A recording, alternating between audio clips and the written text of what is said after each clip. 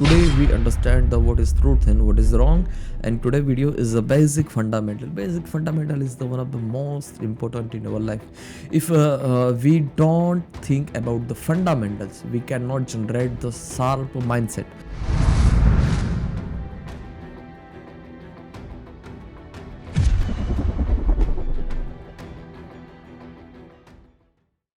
પેલી વસ્તુ તો આપણે સમજી લઈએ, અને બેઝિક માઇન્ડસેટથી મારે શું કામે આજનો વિડીયોની શરૂઆત કરવી છે. આજનો વિડીયો બેઝિક ફંડામેન્ટલ માટે શું કામે છે.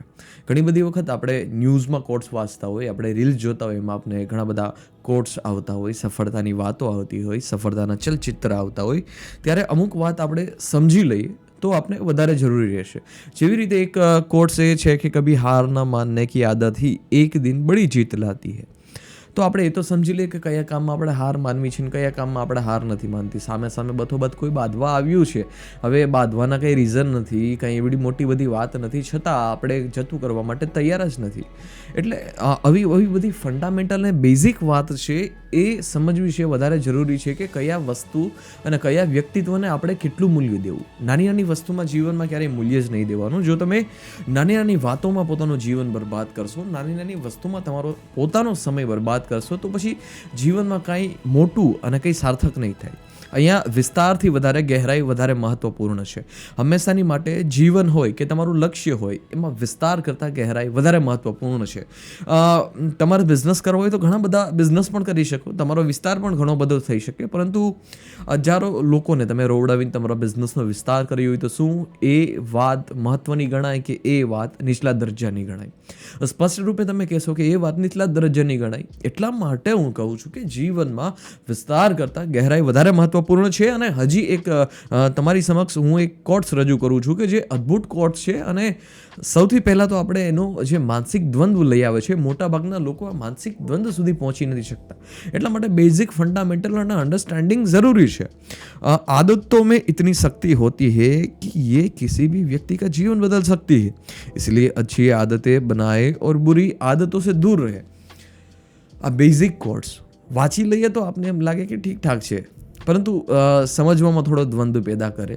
આપને એ ખબર ના હોય કે સાચી વસ્તુ શું છે, ખોટી વસ્તુ શું છે, સારી આદત શું છે, ખરાબ આદત શું છે. પહેલી વસ્તુ તો એ સમજી લે કે આદતની શું કામે જરૂર છે. આદતની શું કામે જરૂર છે, ખોટી સારી એ તો આપણે આગળ વાત કરીએ. આદતની એટલા માટે જરૂર છે, અને કોને જરૂર છે? કોને જરૂર છે કે જે લોકો પોતાનું જીવન બદલવા માગે છે, જીવનમાં સાર્થક કંઈક કરવા માગે છે, એના માટે આદતની જરૂર છે. સાચી આદત, સારી આદત અને ખોટી આદત એ આઈડેન્ટિફાઈ કરવું એ તમારા જીવનની પોતાની ચોઇસીસ હોય. કેમ કે વી ઓલ આપણે બધા જ લોકોને ખબર જ હોય છે કે સારી આદત શું છે અને ખોટી આદત શું છે. આ વસ્તુ પર ચર્ચા કરવી એટલે ખોટો સમય બરબાદ કરવો એ કેવું ગણી શકાય મારા કહેવા મુજબ. પહેલી વાત તો આપણે એ સમજી લઈએ કે આ જે આદતોનો માયાજાળ છે એને આપણે છોડી દઈએ. પહેલી વસ્તુ તો આપણે કેન્દ્રને પકડીએ કે રૂટ શું વસ્તુ છે. રૂટ ઉપર જ્યાં સુધી આપણે જશું નહીં ત્યાં સુધી વાત બનશે નહીં. હવે કોઈ આંબો છે, આંબામાં ઘણો બધા મોર આવે છે, ઘણી બધી કેરી આવે છે, પરંતુ એનું મૂળ છે એ સડેલું છે. અંદર જેટલી કેરી આવે છે બધી સડી જાય છે. રૂટ કો સુધી જવું છે કે એની અંદર કયા એવા બેક્ટેરિયા છે કે જેની લીધે છે આવી બધી વસ્તુ થાય છે. સાર્થક વાત આપણે સૌથી પહેલાં એ સમજી લઈએ કે શા માટે અને કયા લોકો માટે છે આદતો જરૂરી છે. સાચી ખોટી એ તમે આઈડેન્ટિફાઈ કરો. તમારા જીવનની ચોઈસ છે અને તમારે એને ગ્રો કરવું છે, તમારે એને આગળ વધારવું છે.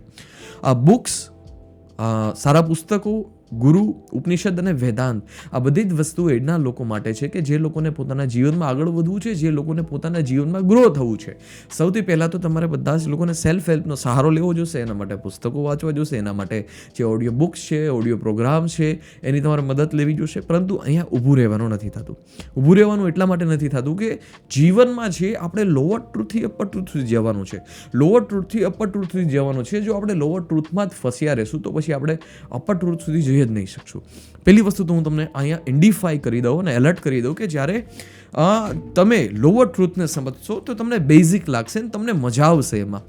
પરંતુ જ્યારે તમે અપર ટ્રુથ સુધી જશો ને એક દ્વંદ્વ પેદા થશે તમારા મગજમાં. કેમ કે જે સેલ્ફ હેલ્પની તમે બધી જ વાતો કહેલી હતી, તમે વાતો શીખેલી હતી કે કેવી રીતે ડ્રીમ્સને હાસિલ કરવા, કેવી રીતે એને પૂરા કરવા, અપર ટ્રુથ સુધી તમે જ્યારે જશો ક્યાંક ને ક્યાંક ત્યાં છે એનો દ્વંદ્વ શરૂ થઈ જશે. આ દ્વંદ્વને કેવી રીતે હેન્ડલ કરવું એના પર આપણે હુબહુ ઘણી બધી ચર્ચા કરશું, પરંતુ બેઝિક વાત તમે જાણી લ્યો. આજનો વિડીયો બેઝિક હોવાનો છે, એડવાન્સ તો બિલકુલ નથી હોવાનો. એડવાન્સ આપણે ઘણા બધા વિડીયોઝ બનાવશું, પરંતુ બેઝિક ફંડામેન્ટલ છે એને સમજી લેવા વધારે જરૂરી છે. દ્વંદ્વ એના માટે છે કે જે આગળ વધવા માગે છે, દ્વંદ્વ એના માટે છે કે જેના જીવનની ચોઈસ છે કે જેને મોટું બનવું છે.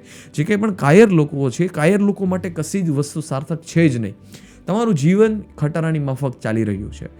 જેવું જીવન તમારું ખટારાની માફક ચાલી રહ્યું છે, તમને એવું જ જીવન ગમે છે, તમે એવું જ જીવન બનાવી રાખવા માગો છો, તો પછી તમારા જીવનમાં શું જરૂર પુસ્તકોની, તમારા જીવનમાં ક્રિએટિવિટીની શું જરૂર? તમે જે કામ કરી રહ્યા છો એ કામ એકદમ બેલેન્સથી ચાલે છે ને બેલેન્સથી કામ કરવા તમે પૂરું જીવન માગો છો, તો પછી હેબિટ્સની તમારે શું જરૂર? હેબિટ્સની તમારે શું જરૂર? સારી હેબિટ્સ, ખરાબ હેબિટ, વોટ એવર, પરંતુ ચોઇસીસ. અહીંયા હું એક ફુદેડી માર્ક લગાવી દઉં છું, ટેગ માર્ક એ લગાવી દઉં છું કે ખોટી આદત શું છે અને આપણે જાણી લઈએ કે કઈ આદત છે કે હું મારા ફ્રેન્ડ સર્કલમાં જાઉં છું તો એવા વિચાર આવે છે કે જે મને આગળ વધતા રોકી રહ્યા છે, એવા વિચાર એન્ટર થાય છે કે જે મને મજબૂર કરે છે કોઈ બીજા વિશે વિચારવામાં. એનું જે સફળતાનો માર્ગ છે એનો માર્ગ કેવી રીતે હું ભૂસી શકું, અહીંની વાત અહીંયા કરવામાં, અહીંની વાત અહીંયા કરવામાં, આવા કયા દ્વંદ્વ છે જે લઈ આવે છે? આવા ખોટી આદત છે જે જીવનમાં તમને નડતરરૂપ છે, એને સૌથી પહેલાં તો આપણે ત્યાગ કરી દઈએ અને સૌથી પહેલાં તો આપણે છોડી દઈએ. છોડવા જરૂરી છે, એના માટે જરૂરી છે કે જે લોકો કાયર નથી, જે લોકો બળવાન છે તો છોડી જ શકે છે, કાયર લોકો છોડી નથી શકતા. તમે જોતા નથી કે ગામનો ચોરો હોય ત્યાં બેઠા જ હોય, 5 તો હોય જ. પેલી વસ્તુ તો ખાલી ટીમ વાત કરું તો એના કંઈ ઉદાહરણ દેવાની તમને જરૂર ના હોય, એ મોજૂદ હોય, ગામ હોય અહીંયા 5 હોય જ. એટલે વાત સ્પષ્ટ રૂપે તમે સમજી લો કે આ બધી જ વસ્તુ છે, આ સાયકલ છે એના માટે છે કે જે પોતાનું જીવન છે ઉપર સુધી લઈ આવવા માગે છે. જીવનમાં આવ્યા છીએ તો પ્રાણીની માફક આવ્યા છીએ. બધા જ બાળકોનો જન્મ થાય તો ભલે ચેતનાના સ્તર બધાના અલગ અલગ હોય છે, એમાં કોઈ શંકાને સ્થાન નથી, પરંતુ જન્મ તો પ્રકૃતિ રૂપે આપણો જાનવરનો જ થયો છે. પરંતુ કેવી રીતે આપણે મનુષ્ય બની શકીએ, કેવી રીતે આપણે ઉપરના સ્તર સુધી જઈ શકીએ? વિસ્તાર કરતાં ગહેરાઈ વધારે મહત્વપૂર્ણ છે. વિસ્તાર કરતાં ગહેરાઈ વધારે મહત્વપૂર્ણ છે. તમારે બિઝનેસ બનાવવો છે, તમારા પૈસા કમાવો છે, તો પૈસા તો તમે વોટ એવર 100 લોકોના જીવનમાં આંસુ પાડીને પણ તમે પૈસા કમાઈ શકશો. બેંક બનાવી અને લોકોના પૈસા લૂંટીને પણ તમે પૈસાવાળા થઈ શકો છો. પરંતુ ગહેરાઈ ત્યાં ક્યાં છે? ગહેરાઈ છે એ કોઈ વસ્તુમાં નહીં. ગહેરાઈ તો એમાં જ છે ને કે તમે નીતિથી આગળ વધો, તમારો પોતાનો એક એમાં શાન હોય, તમારી પોતાની એક પોતાના કામમાં સુગંધ હોય છે. એટલા માટે જાણી લેવું વધારે જરૂરી છે કે શું વસ્તુ ખોટી છે, શું વસ્તુ ખોટી છે, શું વસ્તુ સાચી છે.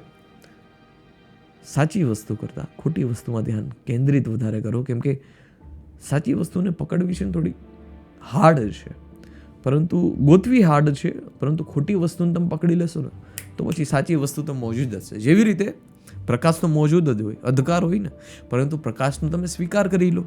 પ્રકાશનો જ્યારે તમે સ્વીકાર કરો, અંધકાર દૂર જ થશે. સૂર્ય મોજૂદ જ છે, તમે બાયણો બંધ કરી દો છો, બ્લેક કલરનો રૂમ છે, એક પ્રકાશનું કિરણ નહીં આવે. દરવાજો ખોલી નાખો, બારી ખોલી નાખો, પ્રકાશ મોજૂદ છે. એવી રીતે બેઝિક અન્ડરસ્ટેન્ડિંગ, સફળ થવા માટે આદતોની જરૂર છે, શ્રેષ્ઠ આદતોની જરૂર છે. તો એ તો આપણે સમજી લઈએ કે સફળતા શું છે. વાત વધારે સ્પષ્ટપણે નોટબુક લો, પેન લો, લખો કે સફળતા શું વસ્તુ છે. જો તમે આ બધી વસ્તુથી ઉપર ઉઠી શકશો તો કંઈક શ્રેષ્ઠમ થશે. અને જો આ દ્વંદ્વમાં તમે ફસા રહેશો તો પછી કંઈ મહત્વપૂર્ણ વાત નહીં બને. સફળતા હકીકતમાં શું વસ્તુ છે? શું તમે જે સફળતા પામવા માંગો છો એ કંઈ ભ્રમિત વસ્તુ તો નથી ને? તમને ખોખલી તો નથી કરી રહી ને? વાત સમજી લો વધારે સ્પષ્ટ રૂપે. ભ્રમિત નથી ને કે આ જીવનમાં જ છે, બાકી કંઈ મોજૂદ જ નથી, તમારા સ્તરમાં જ ઘટાડો કર્યા કરે છે. સ્પષ્ટપણે વાત ગહેરાઈપૂર્વક છે એટલા, અને એના માટે જ છે કે જે લોકો કાબિલ છે. બાકી મોટાભાગના લોકો આ વાતને સમજી નહીં શકે. સમય કાઢીને આનું ચિંતન કરવું જોશે, ત્યારે તમને આ વાત સમજાશે. આના નેક્સ્ટ પાર્ટમાં આપણે મળશું. ધન્યવાદ. જય હિન્દ. વંદે માતરમ. તમારો જે કંઈ પણ પ્રશ્ન હોય મને પૂછી શકો છો. બેઝિકથી મેં શરૂઆત કરી અને લાસ્ટમાં હાર્ડ ફંડામેન્ટલ સુધી હું ગયો હતો. અને જે કંઈ પણ હાર્ડ ફંડામેન્ટલ છે એમાં કંઈ કન્ફ્યુઝન હોય તો મને કમેન્ટ બોક્સમાં પૂછી શકો છો. ધન્યવાદ. જય હિન્દ. વંદે માતરમ.